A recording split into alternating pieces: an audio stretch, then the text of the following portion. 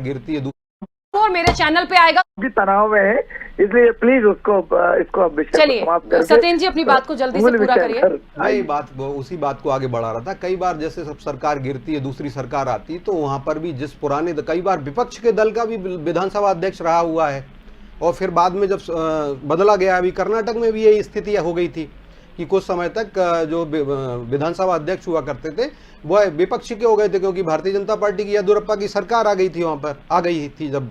तो मैं ये कह रहा हूं कि कहीं पर भी हो नियम के आधार पर, अब जैसे विधानसभा की संहिताएं बनी हुई हैं, वहां पर कहीं नहीं लिखा गया है कि एक ही कैंडिडेट रहेगा, वहां पर कई कैंडिडेट हो सकते हैं, लेकिन उन सबका जब प्रस्ताव आता है तो उस प्रस्ताव के ऊपर चर्चा करनी चाहिए थी। मेरा कहने का मतलब ये था, लेकिन आनंद जी ने उसको सीमित करके आरोप प्रत्यारोप की राजनीति में कर दिया। मैं कोई कांग्रेस के ऊपर आरोप नहीं लगा रहा हूं, वहां पर जो काम सही नहीं हुआ। इसी प्रकार से जो विधानसभा अध्यक्ष थे पहले, एनपी प्रजापति साहब, देखिए मैं ये कहता हूं कि मैं जो नए जो चुने मनोनीत हो गए हैं उनके लिए बधाई देता हूं, और उनसे ये आशा करता हूं कि वो निष्पक्ष विधानसभा की कार्रवाई करेंगे। मुझे ऐसा पूर्ण विश्वास ऐसा लगता है, क्योंकि वो विधानसभा अध्यक्ष जो होता है वो किसी एक पार्टी का नहीं होता है, वहां पर वो सभी पार्टियों के लिए समवेत होता है और सबके लिए पालक की भूमिका निभाता है। चाहे वो एक व्यक्ति का भी कोई दल है, एक व्यक्ति का कोई एक विधायक भी अगर है किसी दूसरे दल का, वो है उसका भी, उनके भी विधानसभा अध्यक्ष होते हैं, और वो जो सत्ता पक्ष होता है उसके भी विधानसभा अध्यक्ष होते हैं, विपक्ष के भी होते हैं।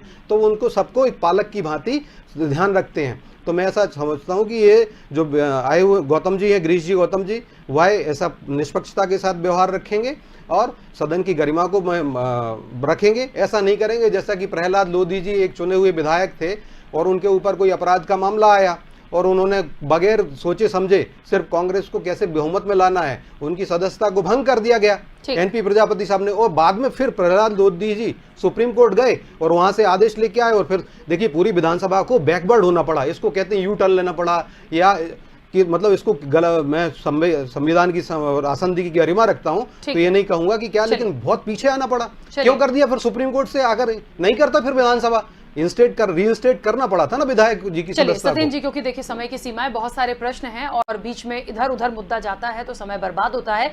धैर्यवर्धन जी, मुख्य सवाल आपसे लेना चाहते हैं।